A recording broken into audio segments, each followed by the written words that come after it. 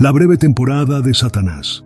Los últimos días de Satanás. Después de que Jesús regrese del cielo, Él establecerá un nuevo reino en la tierra y gobernará por 1000 años, durante los cuales el diablo será atado por ese mismo periodo de tiempo. El libro de Apocalipsis 20 describe en detalle el destino final de Satanás y los incrédulos. El versículo 7 menciona que al final del reino milenial de 1000 años, vi a un ángel descender del cielo, llevando en su mano la llave del abismo y una gran cadena. Tomó al dragón, la serpiente antigua, que es el diablo y Satanás, y lo ató por 1000 años. Lo arrojó al abismo, lo cerró y lo selló sobre él, para que no engañara más a las naciones hasta que se cumplieran los 1000 años. Después de esto, debe ser liberado por un corto tiempo. Apocalipsis 20:1-3. El ángel que derrotará a Satanás no tiene nombre. No sabemos si será Miguel, Gabriel o algún otro ángel importante. El hecho de que no sea el Padre ni Cristo quienes enfrenten a Satanás, sino un ángel no nombrado, muestra que Satanás tiene una importancia menor. Es crucial entender que Satanás no es el opuesto ni el igual de Dios. Dios permite que Satanás exista porque incluso en sus malas acciones cumple de alguna manera los propósitos de Dios.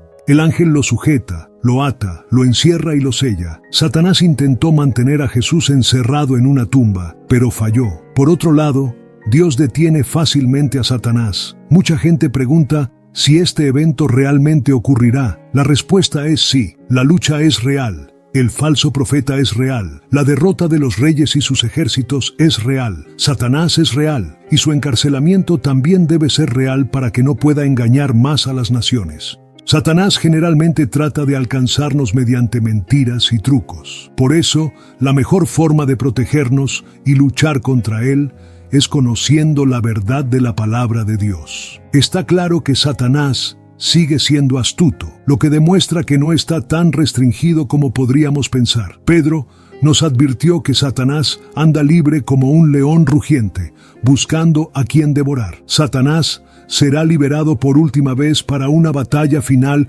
con las naciones que han sido engañadas. Después de su derrota, veremos qué sucede. Algunas personas se preguntan qué tipo de cadena puede detener al diablo.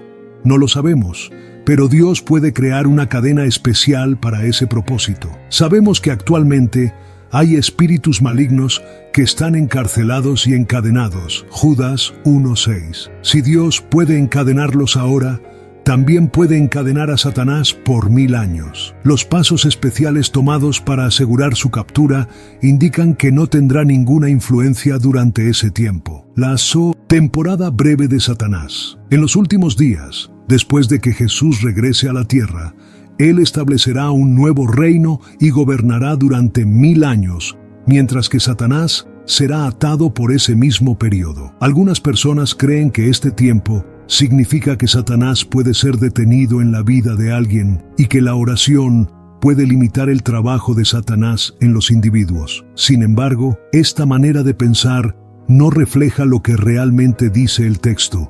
Si Dios hubiera querido decirnos que Satanás estaría completamente inactivo, lo habría aclarado. Esto muestra que nadie puede simplemente atar a Satanás con sus oraciones. Esto es algo que solo Dios puede hacer. Es fundamental comprender que derrotar a Satanás y sus poderes no depende de lo que hacemos como humanos. Leemos que Satanás no engañará más a las naciones. Sin embargo, Satanás sigue engañando a la gente hoy en día, por lo que entendemos que no está atrapado como este pasaje sugiere.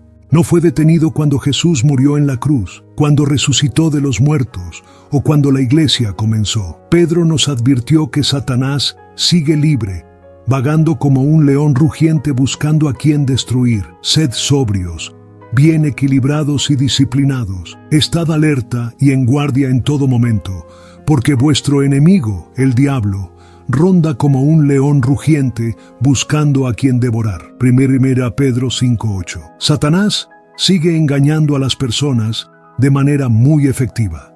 No solo la gente dice mentiras, también las creen, las escriben, las comparten, las viven. Las mentiras se convierten en una gran parte de quienes son. Leemos que, hasta que se cumplan, los 1000 años. Este período del 1000 años a menudo se llama el milenio. A lo largo de la historia de la Iglesia, las personas han interpretado el milenio de diferentes maneras. Es importante saber que Satanás no está solo atado espiritualmente y que Jesús no solo reina espiritualmente.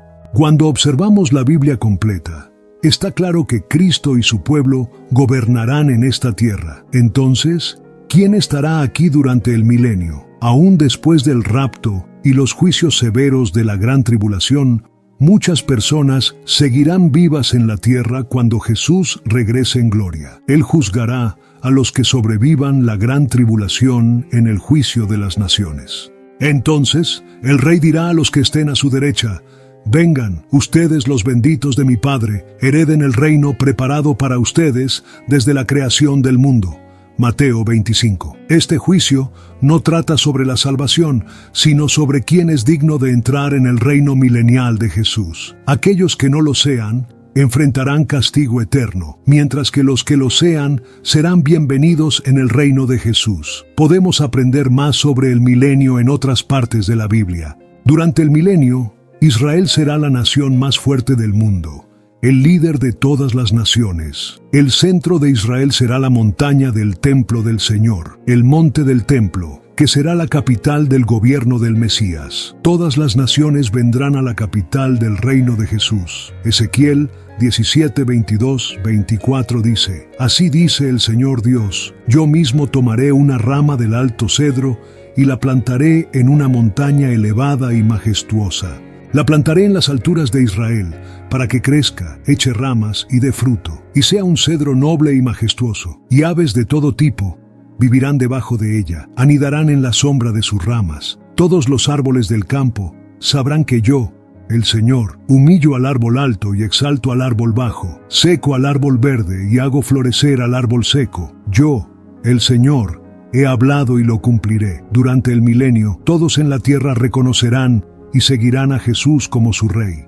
Será un tiempo donde la justicia y la bondad serán aplicadas de manera firme y equitativa en todo el mundo. En este tiempo no habrá más guerras. Aunque todavía puedan surgir desacuerdos entre países y personas, el Mesías y sus ayudantes manejarán estas situaciones con justicia. Es importante entender que aunque el Mesías esté a cargo, esto no cambiará automáticamente los corazones de las personas. Todos aún necesitarán creer en Jesús y confiar en su obra para su salvación personal. Sin embargo, durante el milenio, no habrá lugar para la guerra ni el conflicto. Durante el milenio, los animales interactuarán de manera diferente entre sí y con los humanos. Un niño pequeño podrá guiar a un lobo, leopardo, león joven o un oso sin temor. Incluso serpientes peligrosas como las cobras y las víboras ya no serán una amenaza. En Génesis 9, 2, 3, el Señor permitió que Noé y todos los que vinieran después de él comieran carne, y al mismo tiempo hizo que los animales temieran a los humanos para que no fueran presas fáciles. Pero durante el reinado del Mesías, esto cambiará, y por eso muchos creen que en el milenio los humanos podrían volver a ser vegetarianos, como lo eran antes de Génesis 9, 2, 3. Durante este milenio, el rey David será un líder importante en la tierra, gobernando sobre Israel. Israel experimentará grandes bendiciones y seguridad. El milenio también será un periodo de pureza y profunda devoción a Dios. Leemos sobre los 1000 años. ¿Es realmente un periodo de 1000 años? Generalmente, deberíamos entender un número de manera literal, a menos que haya una razón clara para pensar diferente. Debemos tomar este periodo de 1000 años literalmente, ya que Dios tiene una tarea importante que cumplir durante el milenio. El milenio es relevante porque muestra la victoria de Jesús y su derecho a gobernar las naciones. También es importante porque revela hasta qué punto llega la rebelión del ser humano, incluso en un mundo perfecto. Algunos creen que el ser humano es básicamente bueno y realmente desea el justo gobierno de Dios. Muchos creen que las personas son inocentes y solo se vuelven malas debido a un mal entorno. El milenio proporcionará respuestas claras a estas preguntas antes del juicio final.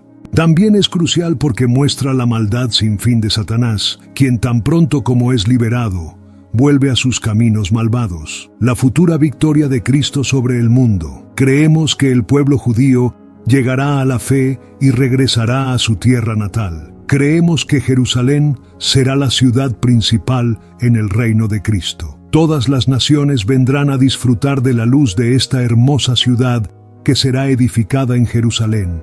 Esperamos que la gloria que se centre allí se extienda por todo el mundo, llenándolo de santidad, alegría y gozo. Vemos esto con gran esperanza. Los santos vivirán y reinarán durante 1000 años. En Apocalipsis 24 se menciona: vi tronos, y sobre ellos se sentaron aquellos a quienes se les dio autoridad para juzgar. Y vi las almas de los que fueron decapitados por causa del testimonio de Jesús y por la palabra de Dios, aquellos que no adoraron a la bestia ni a su imagen y que no aceptaron su marca en la frente ni en la mano. Volvieron a la vida y reinaron con Cristo durante 1000 años. ¿Quiénes se sientan en estos tronos? Quizás sean los 24 ancianos que representan a la iglesia, los apóstoles o todo el grupo de santos. En 1 Corintios 6, 2, 3 leemos: ¿no saben que los santos juzgarán al mundo? Si el mundo va a ser juzgado por ustedes, no son competentes para juzgar asuntos triviales. ¿No saben que nosotros, los creyentes, juzgaremos a los ángeles? ¿Cuánto más los asuntos de esta vida? Este pasaje nos habla de la autoridad de los creyentes para juzgar. El juicio fue encomendado a los santos, y es posible que estén a cargo de la tierra durante el reino milenial. Estos santos gobernarán junto a Jesús durante el tiempo en que Satanás esté encerrado, es decir, por 1000 años. Ayudarán a administrar el reino de Cristo en la tierra, supervisando a aquellos que sobrevivan a los problemas de la gran tribulación y entren en la paz del milenio. Todos los que ganan con Jesús gobernarán y reinarán con Él. El texto menciona a los santos de la tribulación para alentarlos y mostrar que no serán olvidados. Es un reconocimiento especial para aquellos que sufrieron durante la tribulación. Estos fieles creyentes que enfrentaron gran dolor a manos del anticristo, ahora tienen poder mientras que el anticristo ha sido derrotado. Estos mártires son personas reales, pero también representan a todos los que dieron su vida por Jesús. El término decapitado en griego antiguo significa ejecutado, por lo que puede referirse a diferentes tipos de muerte. El resto de los muertos, es decir, los no creyentes, no volverán a la vida hasta que se completen los 1000 años. Esta es la primera resurrección. Bendito y santo es aquel que tiene parte en la primera resurrección. Sobre ellos, la segunda muerte no tiene poder. Apocalipsis 25, 6. Esto significa que todos los que han muerto creyendo en Jesús recibirán cuerpos de resurrección para vivir para siempre. Es una bendición especial, ya que la segunda muerte, que es la separación eterna de Dios, no tiene poder sobre ellos. Estos santos serán sacerdotes de Dios y de Cristo, y reinarán con Él por 1000 años. Jesús habló de 2 resurrecciones en Juan 5, 28, 29. No se asombren de esto, porque viene la hora en que todos los que están en los sepulcros oirán su voz y saldrán. Los que hicieron lo bueno, a resurrección de vida. Los que hicieron lo malo, a resurrección de condenación. Los 2 eventos ocurren con 1000 años de diferencia, ya que los no creyentes no recibirán cuerpos de resurrección hasta después del milenio. Si pensamos en la primera resurrección como un evento único, esto sugiere que el rapto ocurre después de la tribulación y que todos los creyentes recibirán sus cuerpos resucitados al mismo tiempo, justo antes de que Cristo comience a gobernar. Sin embargo, si vemos la primera resurrección como un grupo que incluye a los creyentes que ya han muerto, a los de la iglesia arrebatada que están en el cielo y a los santos de la tribulación, esto encaja mejor con la idea de un rapto pretribulacional. Es importante resaltar que cuando hablamos de la resurrección en el libro de Apocalipsis, estamos mirando las 3 etapas de la resurrección. La primera resurrección no es solo un evento único, sino que se refiere a un grupo de personas, a todos los justos resucitados antes del inicio del reino de los 1000 años. Después del reino de los 1000 años de Cristo, Satanás será liberado y reunirá un ejército. En Apocalipsis 27, 8 leemos: cuando se cumplan los 1000 años, Satanás será soltado de su prisión y saldrá para engañar a las naciones que están en los 4 ángulos de la tierra, a Gog y a Magog, a fin de reunirlas para la batalla. Su número es como la arena del mar. Durante 1000 años, Jesús reinará directamente sobre la tierra, mientras que Satanás estará encerrado sin poder hacer nada.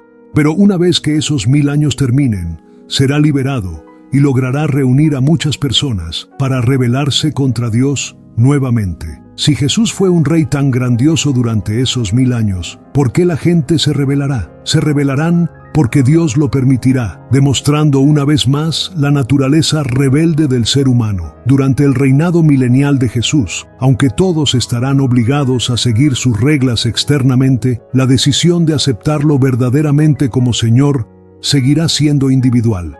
En este pasaje aprendemos una razón importante por la cual Dios permite el reino milenial y una última rebelión. A lo largo de la historia, las personas han culpado a su entorno por sus malas decisiones, diciendo cosas como, soy así por mi familia o por el vecindario en el que crecí. Pero durante el reino millennial, Dios proveerá un entorno perfecto durante 1000 años. No habrá Satanás, ni crimen, ni violencia, ni maldad. Sin embargo, después de esos 1000 años, cuando se les dé la oportunidad, algunas personas aún elegirán rebelarse contra Dios. Esto demuestra que el verdadero problema está dentro de nosotros y no solo en nuestras circunstancias. Quedará claro, una vez más, que sin la gracia de Dios y un corazón nuevo, las personas siempre tenderán hacia el mal y se opondrán a Dios. En Apocalipsis 29:10 leemos, subieron por la anchura de la tierra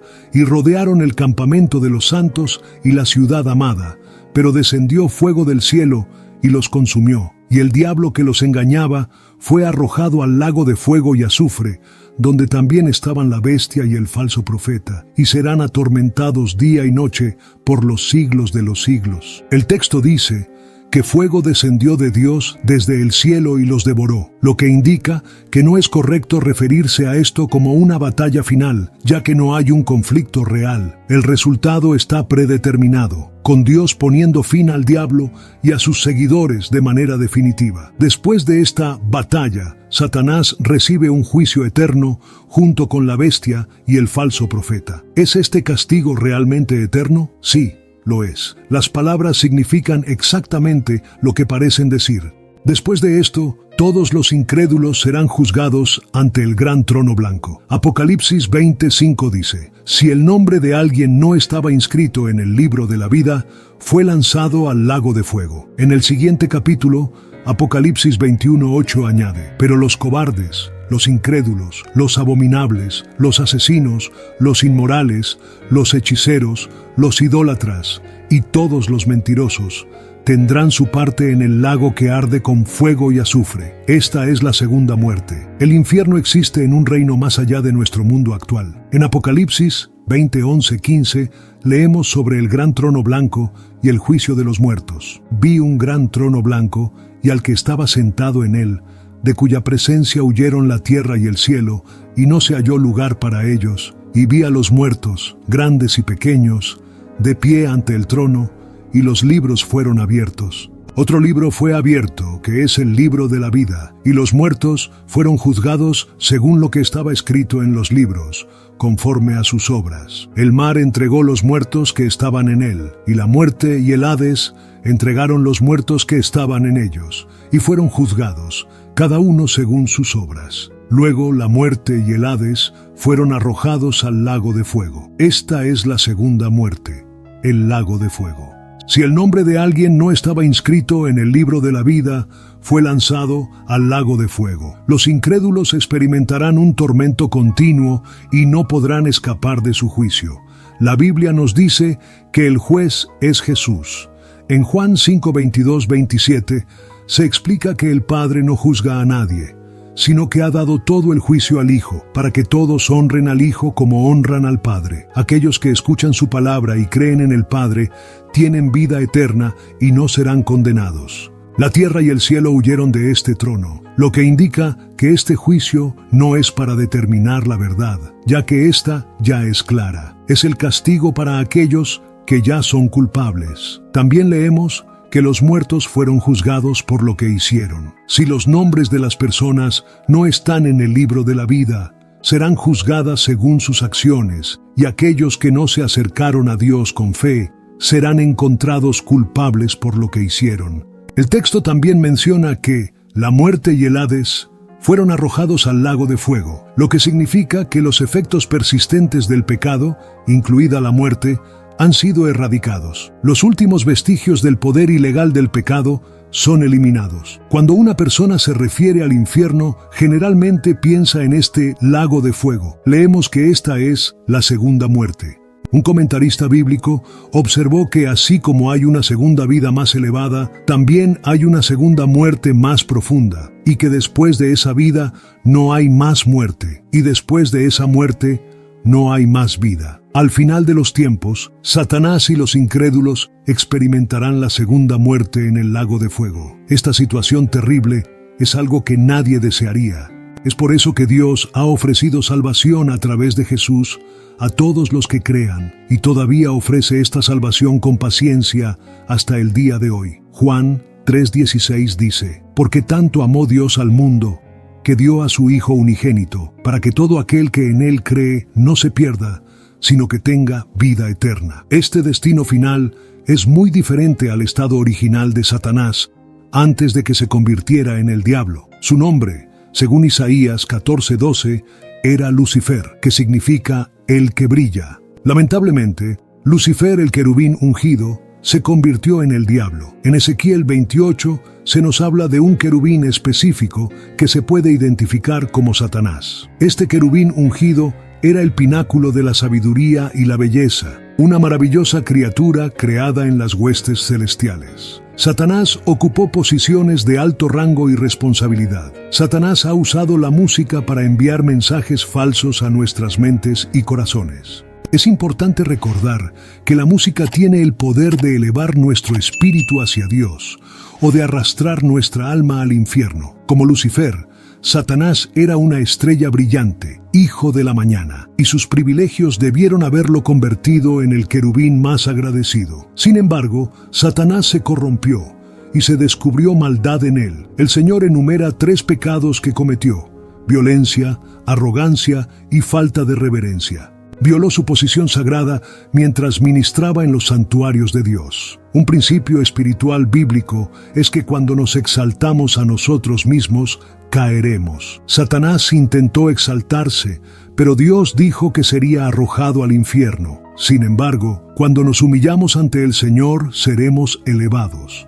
No necesitamos preocuparnos por elevarnos a nosotros mismos. Cuando nos humillamos y sometemos a su voluntad, Dios se encargará de ello. En Lucas 10:18, Jesús dijo: «Vi a Satanás caer del cielo como un rayo». Es fácil desanimarse si solo consideramos quién es Satanás y lo que es capaz de hacer, pero ya está condenado, y es solo cuestión de tiempo. Cuando Jesús murió en la cruz, destruyó el poder del diablo. En Hebreos 2:14 leemos: «Así que, como los hijos participaron de carne y sangre, Él también participó de lo mismo, para destruir por medio de la muerte al que tenía el poder de la muerte, es decir, al diablo». Entonces, ¿por qué Satanás sigue activo? ¿Es porque no reconoce que ha sido derrotado? Es como un pollo que corre sin cabeza, está muerto, pero no lo sabe. Dios ha dicho que un día no existirá más. Sabemos poco sobre Satanás, pero es un ser condenado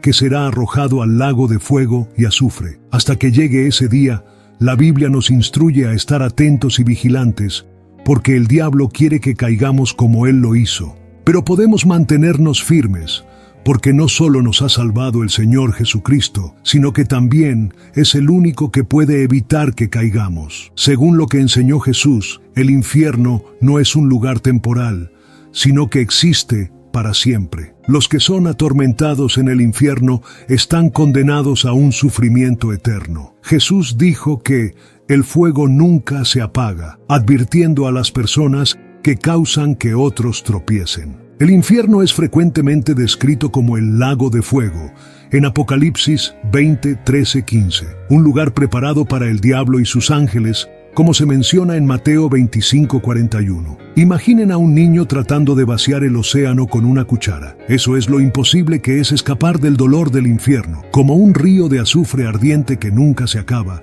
su miseria es eterna, sin escape ni alivio posible. En Lucas 16:26 leemos: y además de todo esto, entre nosotros y ustedes hay un gran abismo puesto, de modo que los que quieran pasar de aquí para allá no pueden, ni de allá para acá pueden cruzar. Si aún no has puesto tu confianza en Dios, ahora no es el momento de postergarlo más. Todavía no es tarde para volverse a Dios, pero algún día lo será. En relación con el infierno, C.S. Lewis escribió: no hay doctrina que más quisiera quitar del cristianismo si estuviera en mi poder, pero tiene todo el apoyo de las Escrituras y especialmente de las palabras de nuestro Señor. Siempre ha sido sostenida por el cristianismo y tiene el respaldo de la razón. Si se juega un juego, debe ser posible perderlo. Jesús habló mucho sobre el infierno en sus enseñanzas. De hecho, podemos aprender más sobre el infierno a través de las palabras de Jesús que de cualquier otro capítulo de la Biblia. Jesús se refirió al infierno como la oscuridad exterior. En Mateo 8:12 dijo: pero los hijos del reino, los descendientes de Abraham que no me reconocen como el Mesías, serán arrojados a las tinieblas de afuera. Allí habrá llanto y crujir de dientes. Al final de los tiempos, todos estarán delante de Jesucristo, quien separará a la humanidad en ovejas y cabras. Las ovejas son aquellos que han demostrado su fe en Jesús a través de sus buenas acciones, mientras que las cabras son los que no demostraron su fe en Jesús. Aquellos que no confiaron en Cristo irán al castigo eterno, mientras que las ovejas recibirán la vida eterna. Dios el Padre bendice y da una herencia a las ovejas a la derecha de Jesús, pero las cabras, a la izquierda de Jesús, están condenadas al fuego eterno, preparado para el diablo y sus ángeles. La explicación que se da es que tuvieron la oportunidad de servir al Señor, pero no hicieron nada. Los condenados preguntan: Señor, ¿cuándo te vimos hambriento, sediento, forastero, necesitado de ropa, enfermo o en prisión, y no te ayudamos? Jesús responde: de cierto os digo que todo lo que no hicisteis por uno de estos más pequeños, tampoco lo hicisteis por mí. Jesús termina el discurso con una clara diferencia. Ellos irán al castigo eterno, pero los justos a la vida eterna. Mateo 25:46. Los que no creyeron en Jesús irán al castigo eterno, pero los justos, gracias a la gracia de Dios, recibirán la vida eterna. Jesús siempre distinguió el infierno del reino de Dios. El infierno es lo opuesto a la comunión excelente con Dios para siempre. Aprendemos del libro de Job que, en la época de Job, Satanás aún podía entrar al cielo y presentarse ante el trono de Dios. En Job 1:6-7 leemos un ejemplo de esto. Un día vinieron a presentarse delante del Señor los hijos de Dios, y entre ellos vino también Satanás. Y el Señor preguntó a Satanás: ¿de dónde vienes? Satanás respondió: de recorrer la tierra y andar por ella. Durante ese tiempo, Satanás aparentemente podía moverse libremente entre el cielo y la tierra, comunicándose directamente con Dios y explicando sus acciones. Algunas personas creen que Satanás perdió su acceso al cielo durante la crucifixión, mientras que otros argumentan que fue cortado durante el conflicto celestial mencionado en Apocalipsis 12:7-12. En este pasaje se describe una guerra en el cielo, donde Miguel el arcángel y sus ángeles lucharon contra el dragón y sus ángeles. Sin embargo, el dragón no fue lo suficientemente fuerte y no pudo prevalecer, por lo que ya no hubo lugar para ellos en el cielo. El gran dragón, que es la antigua serpiente llamada Diablo y Satanás, fue arrojado a la tierra junto con sus ángeles. Este dragón es descrito como el que continuamente engaña y seduce al mundo entero. Después de esta caída, se escucha una gran voz en el cielo diciendo: ahora ha llegado la salvación y el poder y el reino de nuestro Dios y la autoridad de su Cristo, porque el acusador de nuestros hermanos y hermanas ha sido arrojado, el que los acusa día y noche ante nuestro Dios. Ellos lo vencieron por la sangre del Cordero y por la palabra de su testimonio, porque no amaron sus vidas hasta el punto de renunciar a su fe, incluso frente a la muerte. Luego, se exhorta a los cielos a regocijarse, pero se advierte a la tierra y al mar, porque el diablo ha descendido con gran ira, sabiendo que su tiempo es corto. Este pasaje usa varios nombres para Satanás: dragón, serpiente, diablo y Satanás, describiéndolo como un ser acusador, adversario y engañoso. El término diablo proviene del griego diabolos, que significa difamar o calumniar.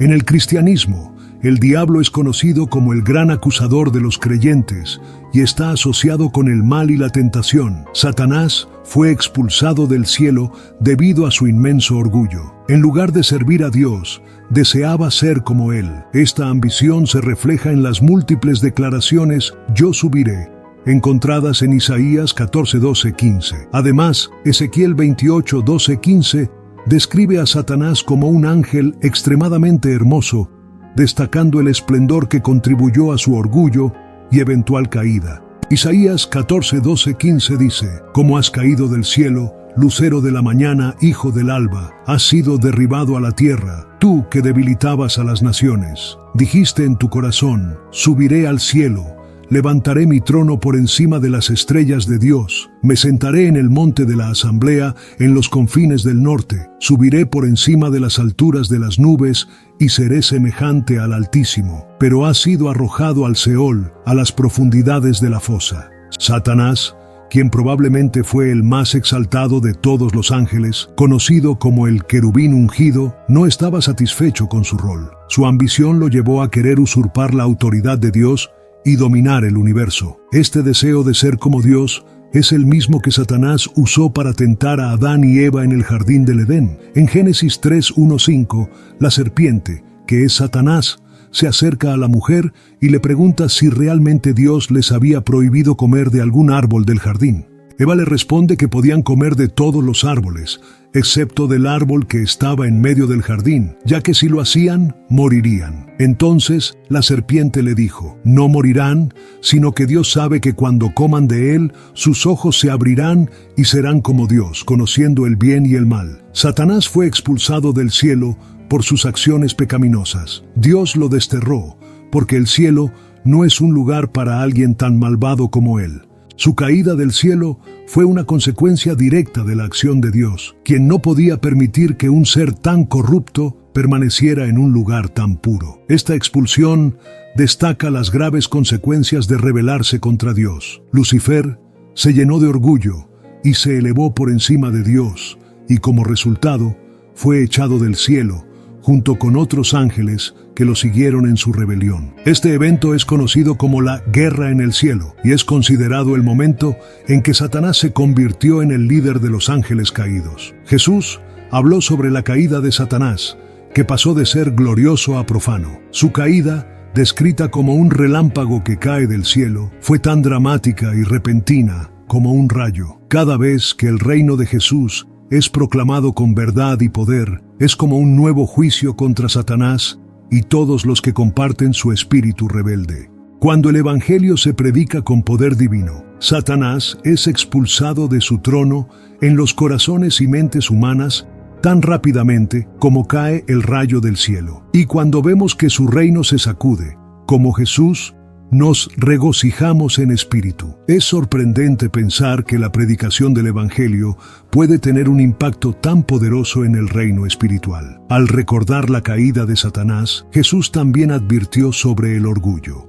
Si alguien tan poderoso y privilegiado como Satanás pudo caer de la gracia, entonces cualquiera podría hacerlo. Es un recordatorio de que en cualquier esfuerzo importante, debemos tener cuidado de no dejarnos llevar demasiado por el orgullo. Como dice el dicho, el orgullo precede a la caída. ¿Sabías que al elegir vivir en Cristo resucitado, te conviertes en partícipe de su reino? No solo eso, también disfrutas de los dulces frutos de su victoria sobre Satanás.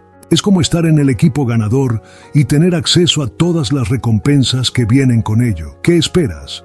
Únete al equipo ganador hoy. La Biblia menciona 4 caídas de Satanás. Satanás cayó de lo glorioso a lo profano. En Ezequiel 28, 14 y 19 leemos: «Eras el querubín ungido que cubre, y yo te puse allí. Estabas en el santo monte de Dios. Caminabas en medio de piedras de fuego. Perfecto eras en tus caminos desde el día en que fuiste creado, hasta que se halló maldad en ti. A causa de la multitud de tus contrataciones, fuiste lleno de iniquidad y pecaste, por lo que yo te eché del monte de Dios, y te destruí, oh querubín protector, de en medio de las piedras de fuego. Se enalteció tu corazón a causa de tu hermosura, corrompiste tu sabiduría a causa de tu esplendor. Te arrojé por tierra, te puse delante de los reyes, para que miraran en ti.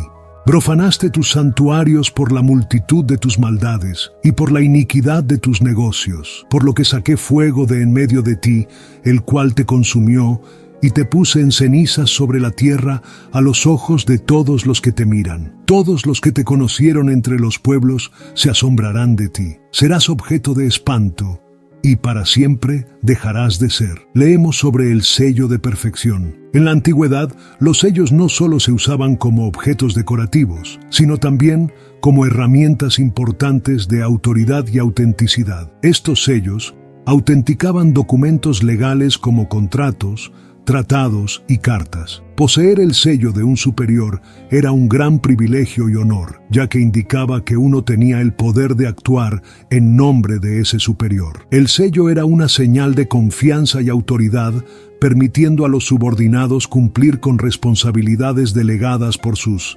superiores, mientras estos mantenían control sobre sus acciones. Antes de su caída, Satanás estaba adornado con un esplendor magnífico, cubierto de piedras preciosas que Dios mismo le había dado, lo que muestra cuánto lo había honrado. Leemos que Satanás era el querubín ungido que cubre, lo que nos dice que antes de su caída, Satanás tenía una posición privilegiada entre los seres angelicales que rodeaban el trono de Dios. No era solo un querubín entre muchos, sino el querubín por excelencia. Satanás fue creado por Dios y ocupaba una posición de honor entre las huestes celestiales. No fue puesto en este lugar por mérito propio, sino que fue un don de Dios. Las cualidades únicas de Satanás, como su belleza, sabiduría, adornos y habilidades musicales, le fueron dadas por Dios, lo que lo hizo el querubín ungido que cubre. Sin embargo, el orgullo de Satanás lo llevó a rebelarse contra Dios y a convencer a una parte de los ángeles para que lo siguieran en su rebelión. A pesar de esto, la historia de la caída de Satanás es una advertencia sobre los peligros del orgullo y la importancia de permanecer humildes ante nuestros logros. Leemos que estaba en el monte santo de Dios. Hebreos 12:22 presenta la idea del monte de Dios, Sión, como una representación del cielo. Pero ustedes se han acercado al monte Sión y a la ciudad del Dios vivo, la Jerusalén celestial, y a miríadas de ángeles en alegre asamblea. Satanás disfrutó de este lugar de gran estatus y honor, hasta que la maldad fue encontrada en él. Se nos dice que su corazón se elevó a causa de su belleza, lo que lo llevó a su caída. El orgullo llevó a Satanás a pecar y lo convirtió en un oponente de Dios debido a su ego inflado. Dios se opone a los orgullosos, pero da gracia a los humildes. Leemos: te arrojé a la tierra y te puse ante los reyes. Según Job 1:12, Primera Reyes 22:21 y Zacarías 3:1, Satanás aún tiene acceso al cielo. Sin embargo, el triunfo de los discípulos sobre los espíritus demoníacos fue un evento importante que confirmó la caída de Satanás de su posición de autoridad y poder. Aunque todavía posee cierto poder, su posición es ahora inferior a lo que era antes. En Primera Reyes 22:21 leemos que un espíritu se presentó ante el Señor y dijo: «Lo engañaré». Jesús tiene el poder de vencer a Satanás y salvarnos. Los creyentes aún enfrentamos una batalla espiritual contra las fuerzas del mal, pero al confiar en el Espíritu de Dios, no necesitamos temer a Satanás o a los espíritus malignos. Podemos confiar en la fuerza del Señor para lograr la victoria en nuestras batallas espirituales y tener fe en que Dios asegurará nuestro lugar en el cielo.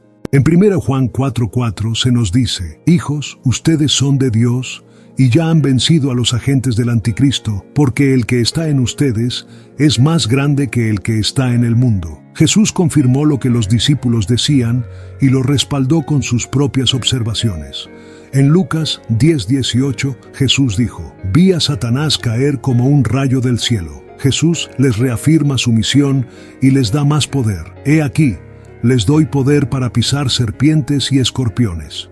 En Lucas 10:19, Jesús les dice: escuchen, les he dado autoridad para pisar serpientes y escorpiones y ejercer autoridad sobre todo el poder del enemigo, y nada les dañará de ninguna manera. Sin embargo, Jesús también les aconseja que no se alegren solo porque los espíritus les obedecen, sino porque sus nombres están escritos en el cielo. Jesús les dio a sus discípulos poder para vencer serpientes, escorpiones y espíritus malignos, incluido el viejo dragón. En el Salmo 91:13 se dice: pisotearás al león y a la cobra, hollarás al león joven y a la serpiente. También les dio poder defensivo, asegurándoles que nada los lastimaría. Jesús luego los dirigió a enfocar su alegría en lo correcto. No se alegren de que los espíritus les obedezcan, sino de que sus nombres estén escritos en el cielo. Un poeta escribió sobre Lucifer, el ángel que, debido a su orgullo, trajo dolor a toda la humanidad. Era el ángel más increíble, con enormes alas doradas, pero su orgullo lo cegó. Reunió a una tercera parte de los ángeles y pecó, lo que lo llevó a su caída y lo convirtió en el origen del pecado humano. Oremos. Padre Celestial, venimos ante ti llenos de curiosidad y sed de entender. Buscamos comprender los misterios de tu creación, especialmente la caída de Satanás desde el esplendor del cielo. Ayúdanos a comprender este evento profundo de una manera que fortalezca nuestra fe y nos impulse a seguir tu voluntad.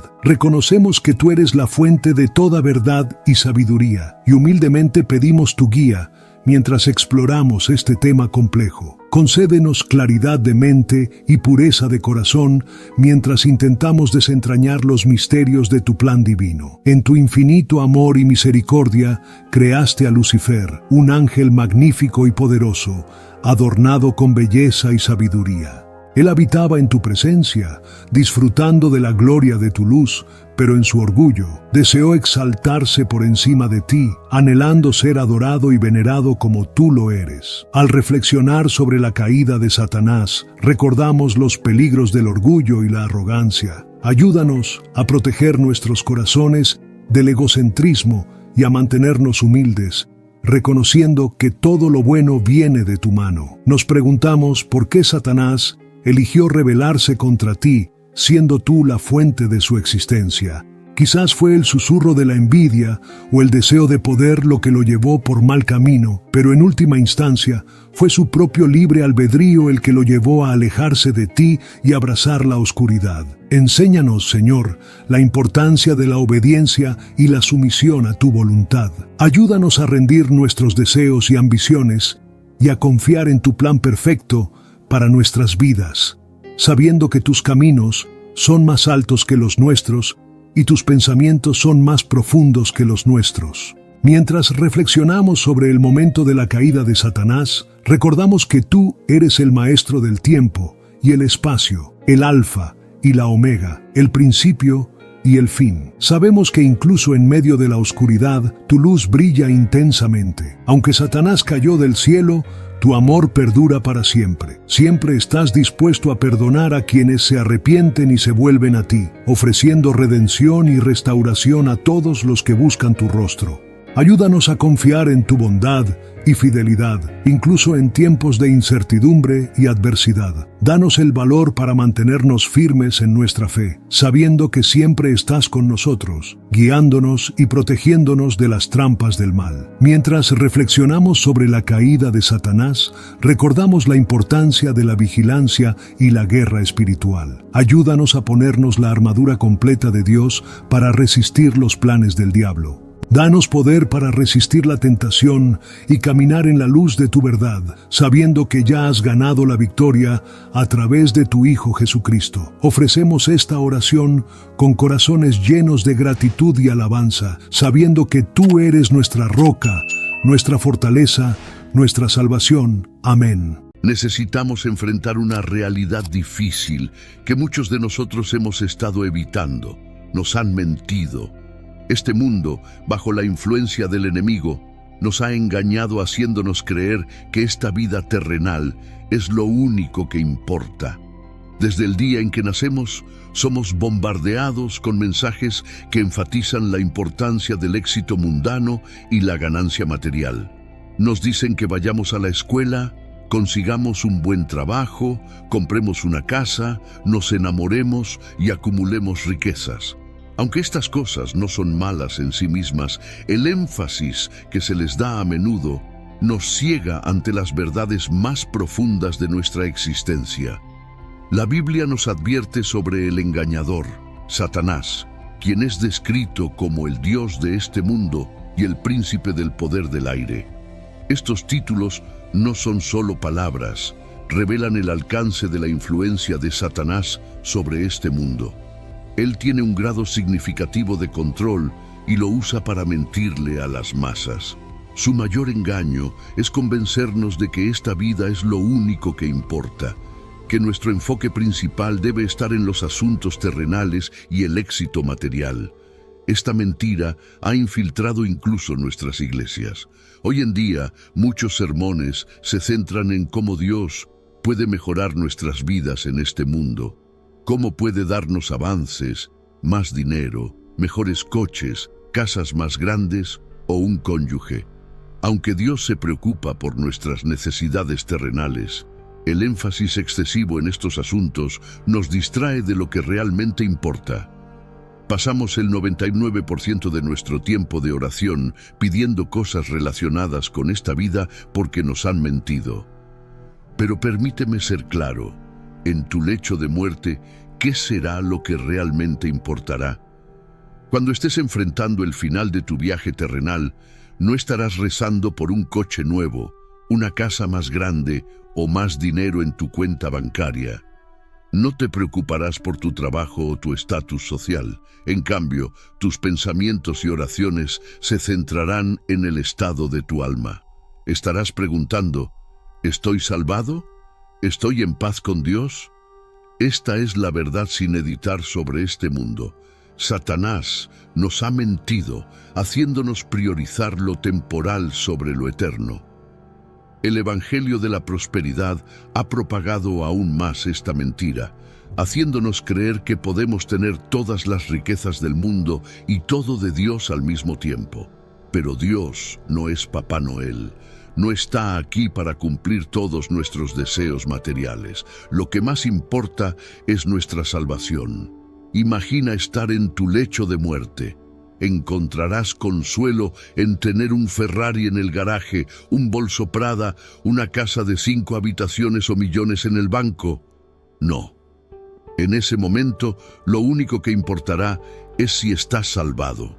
La acumulación de riqueza y estatus se desvanecerá en comparación con el destino eterno de tu alma. Estarás pensando, Dios, solo quiero estar bien contigo. Satanás ha glamorizado a los hombres de negocios y el éxito mundano hasta tal punto que incluso nuestros jóvenes aspiran a ser como Elon Musk o Jeff Bezos. Necesitamos alcanzar un nivel de madurez cristiana en el que nuestras oraciones estén llenas de gratitud por nuestra salvación, donde lo más importante para nosotros no sean las bendiciones materiales que recibimos, sino el hecho de que somos salvos por la gracia de Dios. Este mundo te ha mentido, convenciéndote de enfocarte en el aquí y ahora, pero debemos fijar nuestros ojos en la eternidad. La verdad es que esta vida es efímera. Santiago 4:14. Nos recuerda que nuestra vida es como una neblina que aparece por un poco de tiempo y luego se desvanece. Estamos aquí por un corto tiempo y luego enfrentamos la eternidad. Lo que importará en ese momento no serán las posesiones que hayamos acumulado o el estatus que hayamos alcanzado, sino nuestra relación con Dios. Jesús mismo nos advirtió sobre esto en Mateo 6, 19, 21. No acumulen para sí tesoros en la tierra, donde la polilla y el óxido destruyen, y donde los ladrones irrumpen y roban. Pero acumulen para sí tesoros en el cielo, donde ni la polilla ni el óxido destruyen, y donde los ladrones no irrumpen ni roban. Porque donde esté tu tesoro, allí estará también tu corazón. Nuestro enfoque debe estar en acumular tesoros en el cielo, no en acumular riquezas y posesiones aquí en la tierra. Esto no significa que debamos descuidar nuestras responsabilidades o que no podamos disfrutar de las bendiciones que Dios nos da, pero sí significa que debemos mantener nuestras prioridades en orden. Nuestra principal preocupación debe ser nuestra vida espiritual. La salud y nuestra relación con Dios deberían ser nuestra prioridad. Todo lo demás debe ser secundario. Pensemos en la cantidad de tiempo que el estadounidense promedio pasa en las redes sociales. Esto nos ayudará a comprender hasta qué punto el engaño ha permeado nuestras vidas diarias. Las estadísticas son impactantes. El estadounidense promedio pasa más de 2 horas al día en plataformas de redes sociales, lo que equivale a más de 700 horas al año dedicadas a desplazarse, dar me gusta, comentar y compartir. Veamos más de cerca cómo se distribuye este tiempo. Facebook sigue siendo una de las plataformas más populares, con su amplia gama de funciones y su flujo interminable de actualizaciones. Los usuarios pasan aproximadamente 30 minutos diarios en la plataforma, lo que suma alrededor de 182.5 horas al año por usuario. Este tiempo considerable se invierte a menudo en interactuar con contenido que enfatiza el éxito material, los logros personales y las preocupaciones mundanas. Instagram, con su interfaz visualmente atractiva y el atractivo de los influencers, capta un promedio de 29 minutos al día de sus usuarios. Esto significa que cada año una persona pasa alrededor de 176 horas en Instagram, absorbiendo imágenes y videos que a menudo glorifican un estilo de vida centrado en las apariencias y las posesiones. WhatsApp, aunque es principalmente una aplicación de mensajería, también influye en cómo usamos nuestro tiempo. El usuario promedio pasa alrededor de 28 minutos al día en WhatsApp, totalizando 170 horas al año. Aquí también, las conversaciones a menudo se centran en nuestras preocupaciones y deseos terrenales inmediatos. X, anteriormente conocido como Twitter, con sus actualizaciones rápidas y noticias en tiempo real, capta alrededor de 31 minutos del día de un estadounidense, lo que lleva a unas 189 horas al año. Esta plataforma, aunque útil para mantenerse informado, también nos bombardea con información y opiniones que mantienen nuestro enfoque firmemente en el mundo presente. Cuando consideramos estas cifras, queda claro cuánto de nuestras vidas son consumidas por estas plataformas. Están diseñadas para mantenernos enganchados, para hacernos priorizar el aquí y el ahora, a menudo a costa de nuestro bienestar espiritual. Esto es una prueba del poder de la mentira que nos han vendido, que esta vida y los aspectos materiales de ella son lo que realmente importa. Imagínate redirigiendo incluso una fracción de este tiempo hacia nuestro crecimiento espiritual y nuestra relación con Dios. ¿Qué diferencia haría eso, hermanos y hermanas? Reconozcan la mentira por lo que es y recuperen su tiempo. Enfóquense en lo que realmente importa, su salvación y su relación con Dios. Satanás ha moldeado la cultura de este mundo para que sea incesante. El mundo está diseñado para que personas como tú y yo estemos ocupados. El mundo está diseñado para que estemos más y más distraídos. ¿Te está pasando esto a ti? Espero que no. ¿Te estás volviendo demasiado ocupado para Dios? Espero que no. ¿Estás más enfocado en el aquí y ahora y no en la eternidad? ¿Estás distraído por las preocupaciones de este mundo? Espero que no. ¿El diablo ha desviado tu mente hacia las cosas de esta tierra y no hacia las cosas eternas? Espero que no. Como cristianos, no podemos permitirnos conformarnos a la cultura de este mundo. La cultura de este mundo se trata de hoy y de esta vida. Satanás es altamente hábil en el arte de la distracción. Es quizás el arma más sutil y sorprendente en su arsenal, diseñada para alejar a los cristianos de su fe. A medida que nos acercamos al fin de los tiempos, las distracciones son cada vez más frecuentes en nuestra sociedad, con una variedad de simples diversiones y un contenido mediático implacable que Satanás utiliza hábilmente para desviar nuestra atención de Jesús hacia las preocupaciones menores y pasajeras de este mundo. Esta estrategia de distracción explota nuestras interacciones diarias y los medios que consumimos, fomentando un enfoque en el materialismo, los deseos personales y los problemas contemporáneos que pueden dominar nuestros pensamientos y tiempo. Estas distracciones pueden ser tan atractivas y persistentes que disminuyen nuestra conciencia espiritual y reducen nuestro tiempo para la oración, la lectura de la palabra de Dios y otras prácticas que fortalecen nuestra relación con Cristo. Creo firmemente que puede ser distraído hasta el infierno. Sé que esto no es fácil de escuchar, pero ¿quién te dijo que tienes tiempo? ¿Quién te dijo que tienes tiempo en esta tierra?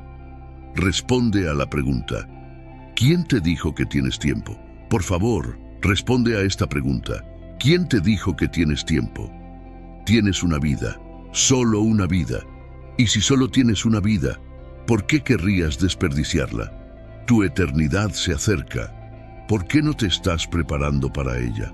No importa qué coche conduzcas, en qué casa vivas, qué ropa uses o cuántos seguidores tengas en Instagram.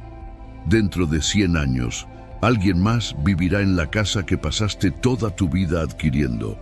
Dentro de 100 años, tu coche estará oxidado en algún lugar y nadie vendrá a visitar tu tumba. Satanás sabe esto.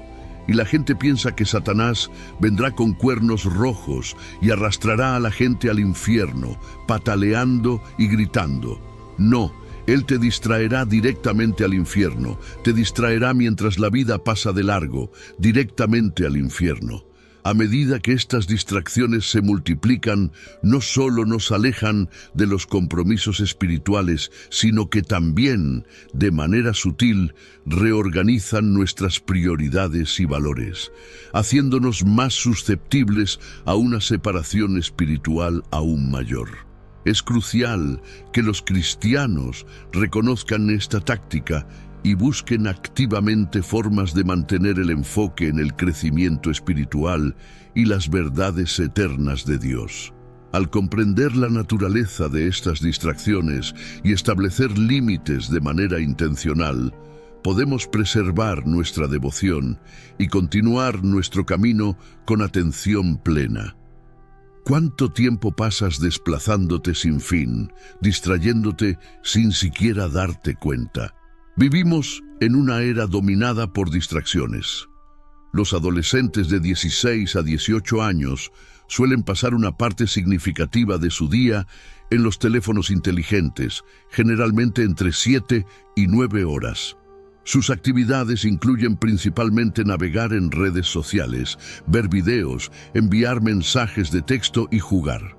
Los jóvenes adultos de 18 a 24 años dependen mucho de la tecnología digital tanto para interacciones sociales como para fines profesionales, dedicando entre 3 y 5 horas diarias al uso del teléfono. Los adultos de 25 a 44 años, a menudo profesionales en activo, suelen pasar entre 3 y 4 horas al día en sus teléfonos.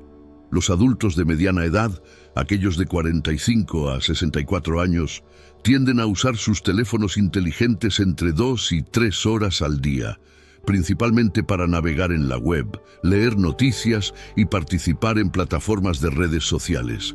¿Cuándo fue la última vez que pasaste 30 minutos rezando fuera de la iglesia? Estamos viviendo en una época de distracción y permíteme decir esto. Creo que las personas pueden distraerse hasta las puertas del infierno. Sus vidas pasan mientras están mirando una pantalla, distraídos. Hombres y mujeres están envejeciendo, centrándose en cosas que no importan. Desde mediados de la década de 2000, ha habido un aumento significativo en las industrias de la salud y la belleza.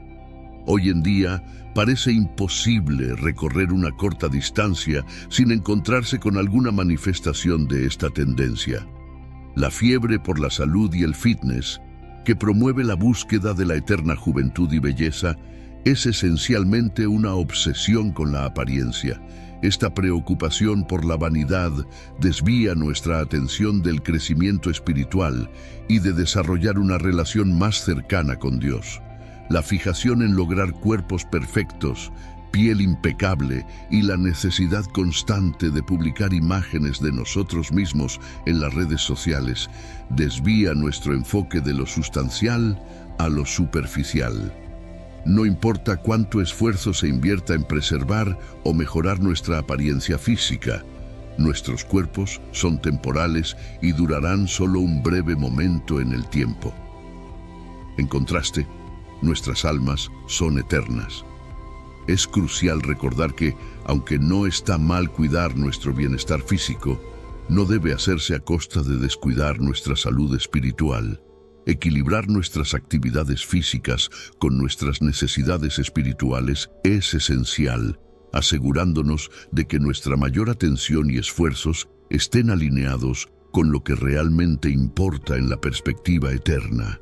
Las redes sociales y los teléfonos móviles son cosas buenas, son maravillosos. Podemos comunicarnos con nuestros seres queridos, incluso si viven en otro estado o continente. Eso es maravilloso. Puedo hablar con todos mis nietos gracias a la maravilla de la tecnología y eso es maravilloso.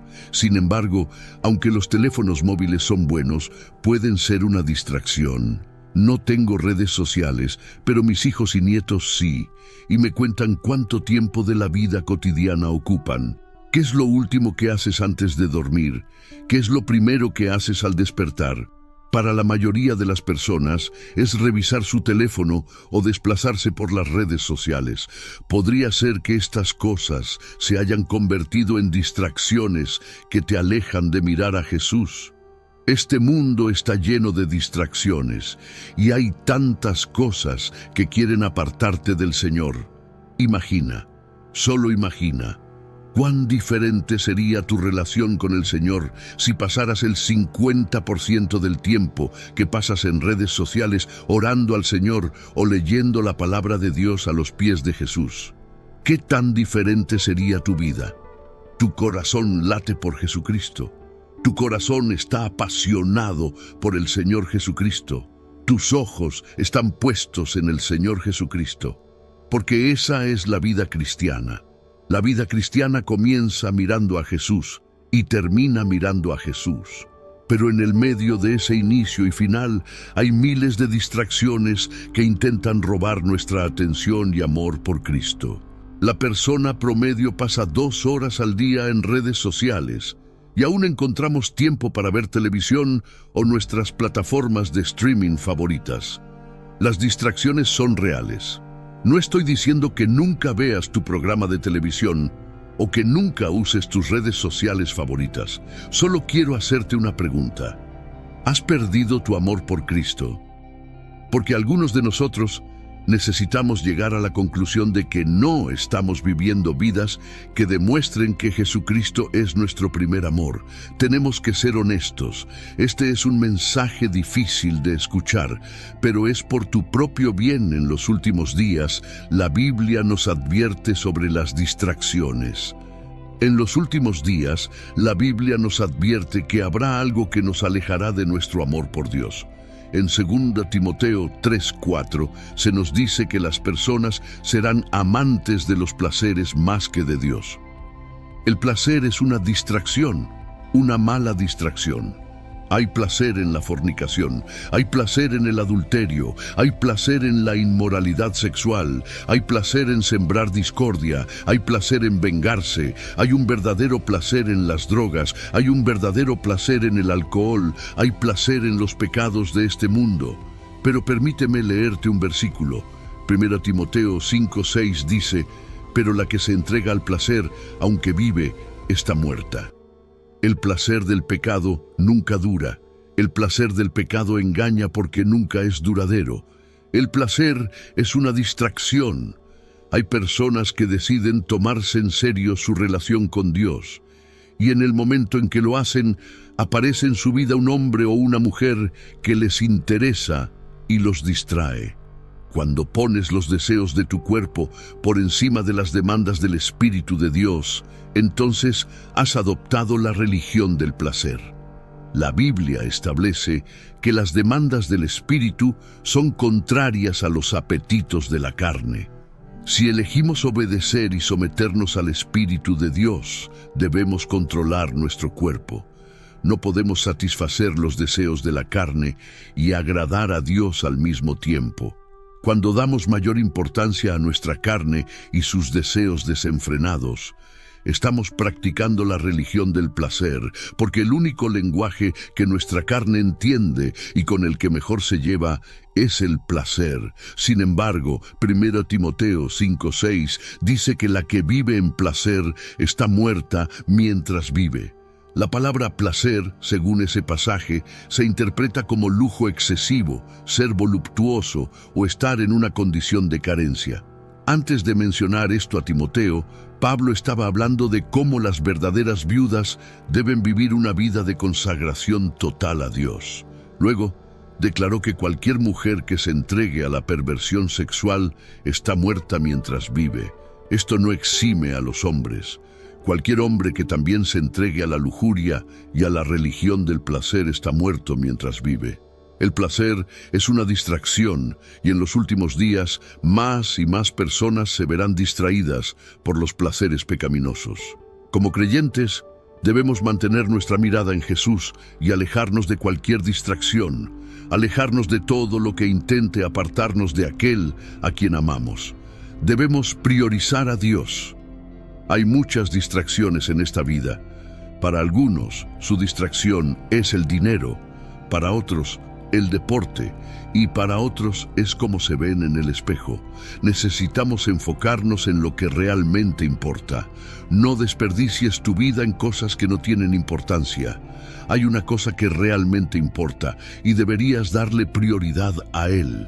Satanás ha moldeado la cultura de este mundo para que sea incesante. El mundo está diseñado para que personas como tú y yo estemos ocupados. El mundo está diseñado para que estemos cada vez más distraídos. ¿Te está pasando esto a ti? Espero que no. ¿Te estás volviendo demasiado ocupado para Dios? Espero que no. ¿Estás más enfocado en el aquí y ahora y no en la eternidad? ¿Estás distraído por las preocupaciones de este mundo? Espero que no. El diablo ha desviado tu mente hacia las cosas de esta tierra y no hacia las cosas eternas. Espero que no. Como cristianos, no podemos permitirnos conformarnos a la cultura de este mundo. La cultura de este mundo se trata del hoy y de esta vida. La creencia de que estamos viviendo en los últimos tiempos es una perspectiva que muchos cristianos sostienen, viendo las profecías bíblicas como algo literal y que se está desarrollando en tiempo real. La urgencia y la evidencia son convincentes, y aquí hay 4 razones significativas por las que podríamos estar, de hecho, en los últimos tiempos. La 4ª razón es la más significativa y evidente. Razón 1. La construcción del tercer templo. La construcción del tercer templo es un elemento crucial en la profecía de los últimos tiempos. El tercer templo se refiere a la profetizada reconstrucción del templo sagrado en Jerusalén.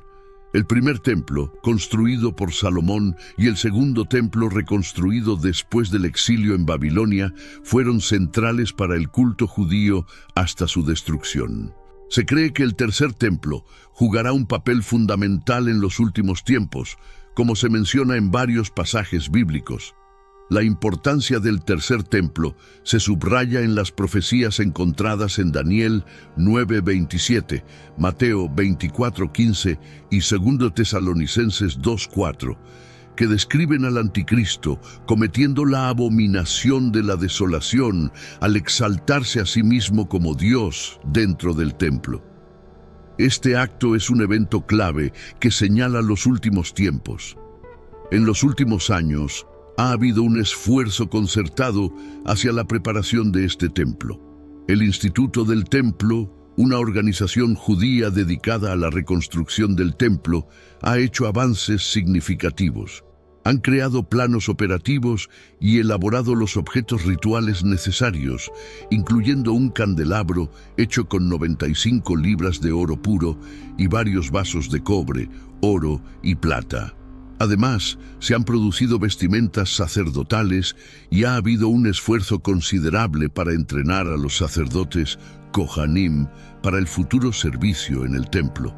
Este entrenamiento implica realizar ceremonias del templo utilizando vasos rituales y construyendo un altar portátil que se pueda ensamblar rápidamente en el monte del templo cuando sea el momento adecuado. El impulso para la construcción del tercer templo está ganando fuerza y su finalización sería un cumplimiento monumental de la profecía de los últimos tiempos. El hecho mismo de que se estén llevando a cabo estos preparativos indica una alineación significativa con las predicciones bíblicas, lo que lleva a muchos a creer que, de hecho, nos estamos acercando a los últimos tiempos. Las actividades del Instituto del Templo no son solo simbólicas, son pasos concretos hacia el cumplimiento de profecías que se han esperado durante milenios. Esta sensación de urgencia es palpable entre aquellos que siguen de cerca estos desarrollos. La anticipación se ve alimentada por el creciente interés y apoyo de varios grupos cristianos en todo el mundo. Muchos cristianos evangélicos ven la reconstrucción del templo como un precursor crucial para la segunda venida de Cristo. Esta creencia ha llevado a un apoyo financiero y político para los esfuerzos de reconstrucción del templo.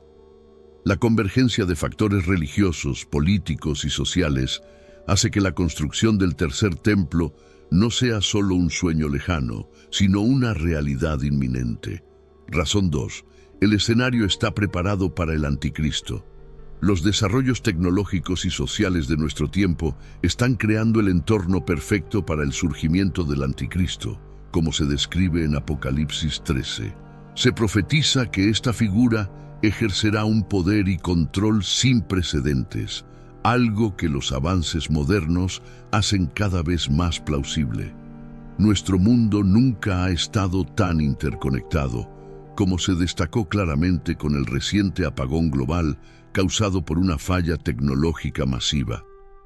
Este incidente demostró cuán frágiles e interconectados están nuestros sistemas, ya que las interrupciones se extendieron por varios sectores en todo el mundo. Este nivel de interconexión allana el camino para que una figura como el anticristo ejerza un control global. Casi de manera instantánea, además, el impulso hacia la identificación digital y las monedas digitales en varios países se ve como un precursor del tipo de control que tendrá el anticristo. En el Reino Unido, por ejemplo, recientes anuncios en el discurso del rey han destacado la intención del gobierno de introducir identificaciones digitales. Estos avances sugieren un movimiento hacia un sistema en el que la identidad y las transacciones financieras de un individuo pueden ser monitoreadas y controladas de manera centralizada. En un mundo así, la vigilancia generalizada va mucho más allá de la simple identificación y el seguimiento financiero. Cada aspecto de la vida diaria está bajo escrutinio. Desde el momento en que una persona se despierta hasta que se acuesta, los dispositivos inteligentes y los hogares conectados registran conversaciones y movimientos, asegurándose de que ninguna acción pase desapercibida. Los espacios públicos están equipados con sistemas avanzados de reconocimiento facial, haciendo que el anonimato sea prácticamente imposible. La red de transporte está diseñada para rastrear cada viaje, ya sea en coche, tren o incluso a pie, utilizando una red de cámaras y sensores. El desarrollo y la integración de tecnologías como la inteligencia artificial, la cadena de bloques, blockchain, y los sistemas biométricos están avanzando a un ritmo sin precedentes. Estas tecnologías ofrecen tanto comodidad como control, lo que facilita a los gobiernos y corporaciones rastrear e influir en el comportamiento de los individuos. El cambio global hacia sociedades sin efectivo y monedas digitales es otro factor crítico. Con las monedas digitales, cada transacción puede ser monitoreada y regulada, proporcionando una herramienta perfecta para que el anticristo controle la economía global. El concepto de un gobierno global unificado ya no es una idea descabellada, sino una realidad factible, dado el clima político actual. Organizaciones internacionales como las Naciones Unidas y el Foro Económico Mundial están promoviendo una mayor cooperación y gobernanza global. La idea de un líder mundial que pueda resolver crisis globales y traer paz y estabilidad es cada vez más atractiva para muchos en un mundo lleno de turbulencias e incertidumbres. Cuando el anticristo llegue, no necesitará décadas para establecer su dominio. La infraestructura ya está en su lugar. La era digital, con su énfasis en la vigilancia y el control de datos, proporciona el escenario perfecto para el cumplimiento de estas advertencias proféticas. Esta inmediatez y preparación del sistema global es un claro indicador para muchos de que estamos viviendo en los últimos tiempos, ya que las condiciones descritas en la Biblia para el surgimiento del anticristo se están cumpliendo ante nuestros ojos. La reciente pandemia también ha demostrado cuán rápidamente puede tomar forma un gobierno global. La rápida implementación de confinamientos y restricciones de viaje ha demostrado cómo los gobiernos pueden ejercer un control extenso sobre sus poblaciones. La disposición de las personas a cumplir con estas medidas, a menudo en nombre de la seguridad, ilustra cómo un escenario similar podría desarrollarse bajo el gobierno del anticristo. La infraestructura para la vigilancia y el control masivo, como las aplicaciones de rastreo de contactos y los pasaportes de salud digitales, ya se ha establecido, preparando el escenario para la llegada al poder del anticristo. Razón 3. Lo malo ahora es bueno y el problema del programación predictiva. El cambio en los valores sociales y el papel de los medios en esta transformación es otro fuerte indicador de los últimos tiempos. Tradicionalmente, lo que se consideraba malo ahora, a menudo se presenta como bueno. Hay de los que llaman a lo malo bueno y a lo bueno malo, que ponen la oscuridad por luz y la luz por oscuridad, que ponen lo amargo por dulce y lo dulce por amargo. Un ejemplo claro es la serie de Harry Potter, donde el héroe es un mago. Históricamente, la brujería y la hechicería fueron condenadas como malas y rechazadas. Sin embargo, la introducción de Harry Potter normalizó estas prácticas para una generación de niños que comenzaron a lanzar hechizos y a fingir que montaban escobas. De manera similar, programas como Buffy, La Cazavampiros y Crepúsculo retratan a los vampiros tradicionalmente vistos como malvados, como héroes. La serie de televisión Lucifer lleva esto un paso más allá al retratar al mismo diablo como un personaje simpático. Este cambio de valores morales va más allá del entretenimiento. Es una tendencia generalizada donde las virtudes tradicionales son ridiculizadas y los vicios son glorificados. Por ejemplo, el sexo antes del matrimonio, que antes se desaprobaba, ahora es común, lo que contribuye al aumento de la inmoralidad sexual. Este cambio se evidencia en el aumento de las tasas de divorcio y la prevalencia del adulterio, ejemplificada por sitios web como Ashley Madison, diseñados para facilitar la infidelidad. Vivimos en una era donde el pecado es conveniente y accesible con solo un clic o un deslizamiento. Los medios de comunicación juegan un papel significativo en esta transformación, moldeando percepciones y actitudes hacia lo que se considera correcto e incorrecto. La normalización de comportamientos y estilos de vida que antes se consideraban inmorales es evidente en diversas plataformas de medios. La música popular, las películas y los programas de televisión frecuentemente glorifican el consumo de drogas, la promiscuidad y la violencia, presentándolos como aceptables o incluso deseables. Este cambio no es solo un reflejo de las normas sociales cambiantes, sino que muchos lo ven como un intento deliberado de socavar los valores morales tradicionales y de sensibilizar a la sociedad ante el pecado. La programación predictiva es otro aspecto significativo de este cambio. Esta teoría sostiene que los medios de comunicación de masas se utilizan para preparar al público para eventos futuros. Aunque controvertida, hay ejemplos convincentes que le dan credibilidad a esta teoría. Por ejemplo, la película de Netflix Leave the World Behind, producida por Barack y Michelle Obama, presenta un escenario inquietantemente similar a eventos del mundo real. Un apagón misterioso que lleva al colapso social. El colapso mostrado en la película refleja el caos que se vivió durante el reciente apagón global de sistemas causado por un fallo en una actualización de software. Esto ha llevado a muchos a preguntarse si estos retratos en los medios son simplemente entretenimiento o si están preparando sutilmente al público para eventos futuros. La programación predictiva, por lo tanto, sirve como una herramienta para normalizar lo extraordinario, haciendo que lo impensable parezca plausible e incluso inevitable. Al familiarizar al público con estos escenarios, se reduce la resistencia cuando estos eventos ocurren en la vida real, lo que lleva a muchos a creer que estamos siendo sutilmente preparados para el cumplimiento de las profecías del fin de los tiempos. Además, el aumento de temas distópicos en la cultura popular, como los encontrados en Los Juegos del Hambre, Black Mirror y Westworld, a menudo retratan regímenes autoritarios y el colapso de la sociedad.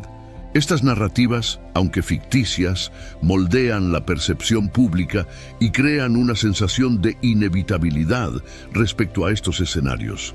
Esto, a su vez, puede hacer que las personas acepten más fácilmente un mayor control gubernamental y la vigilancia, viéndolos como medidas necesarias para prevenir el caos. Razón número 4. La gran apostasía. En 2 Tesalonicenses 2:3, el apóstol Pablo escribe: «Nadie os engañe en ninguna manera, porque no vendrá sin que antes venga la apostasía y se manifieste el hombre de pecado, el hijo de perdición». La frase apostasía se traduce de la palabra griega antigua apostasia, que sugiere una rebelión o un alejamiento. Este término ha generado mucho debate entre los estudiosos de la Biblia. Algunos lo interpretan como una apostasía a gran escala entre aquellos que alguna vez siguieron a Dios, mientras que otros lo ven como una rebelión mundial contra la autoridad divina.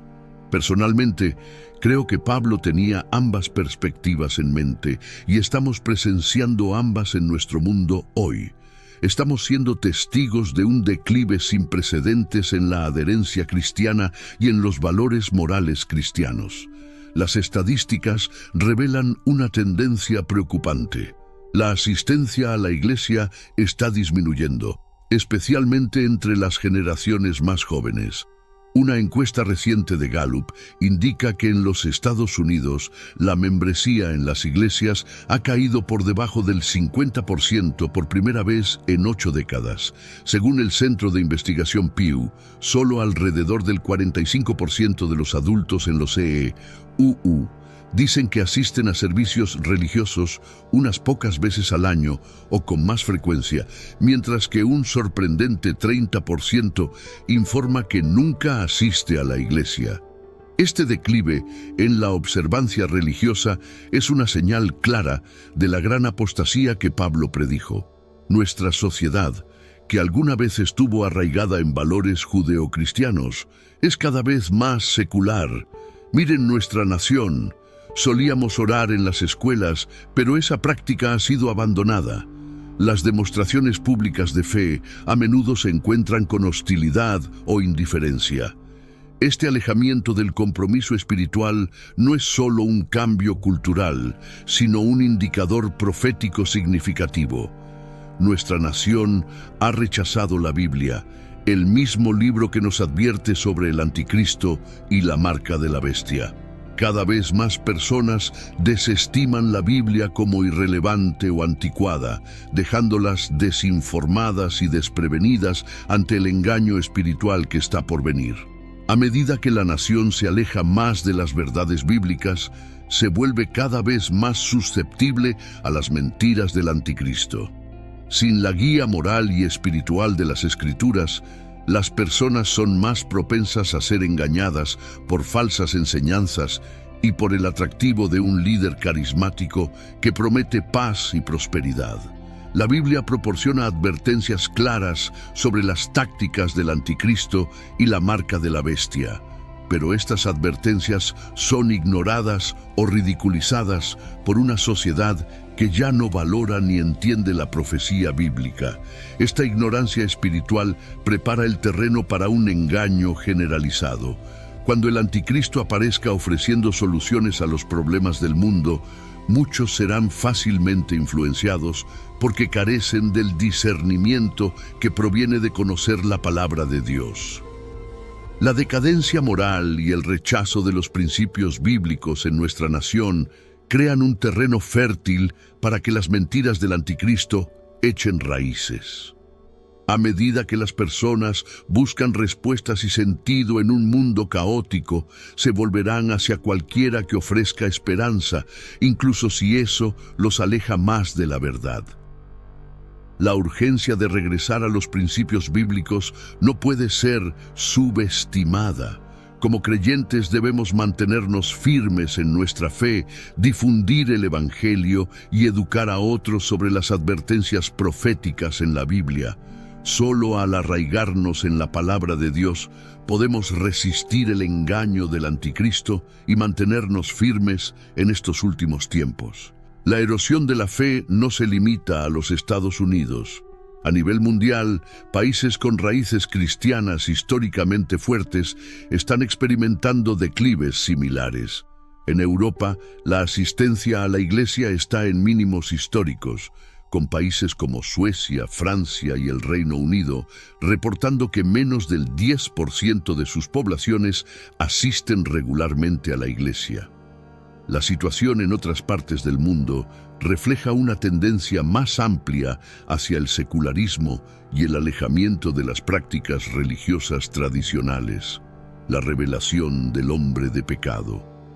La segunda mitad de 2 Tesalonicenses 2:3 se centra en un evento profético crítico: y se manifieste el hombre de pecado, el hijo de perdición. Antes de que la gran tribulación pueda identificarse con certeza, una persona en particular, conocida como el hombre de pecado o el anticristo, debe ser revelada.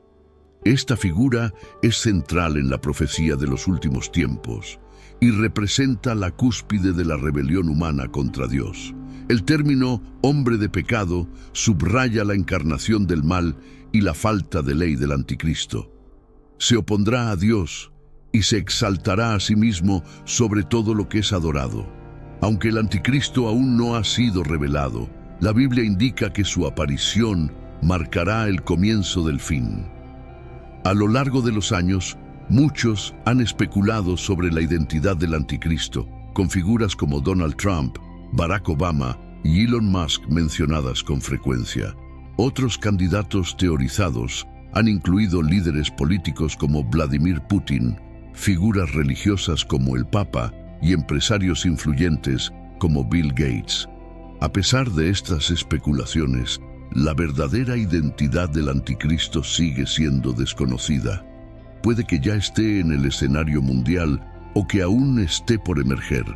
Sin embargo, cuando sea revelado, su identidad será inconfundible. La Biblia proporciona señales claras de su venida, realizará señales y prodigios, engañará a muchos y establecerá un reinado global de terror y opresión. La urgencia de esta profecía no puede ser subestimada. El surgimiento del anticristo señalará la inminente conclusión de la historia humana tal como la conocemos. Su revelación dará paso a un período de tribulación sin precedentes, descrito en el libro de Apocalipsis como un tiempo de gran angustia y sufrimiento. Aquellos que no estén preparados para este tiempo serán tomados por sorpresa, enfrentando toda la fuerza de la tiranía del anticristo. El mundo moderno, con sus avances tecnológicos y la creciente centralización del poder, proporciona el entorno perfecto para el surgimiento del anticristo.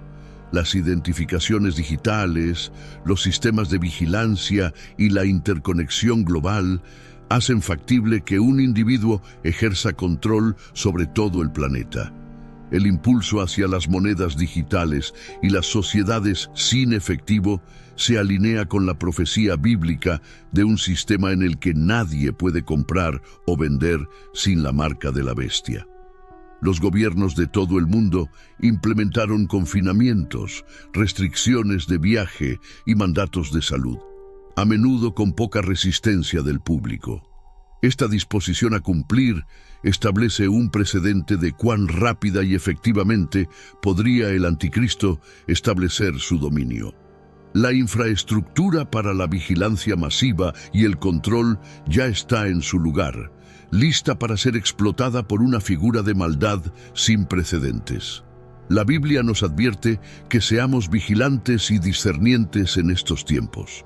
Como creyentes, debemos mantenernos firmes en nuestra fe, reconociendo las señales de los tiempos y preparándonos para los desafíos que se avecinan. La aparición del anticristo será un momento decisivo en la historia, separando a aquellos que son fieles a Dios de aquellos que son engañados por el mundo.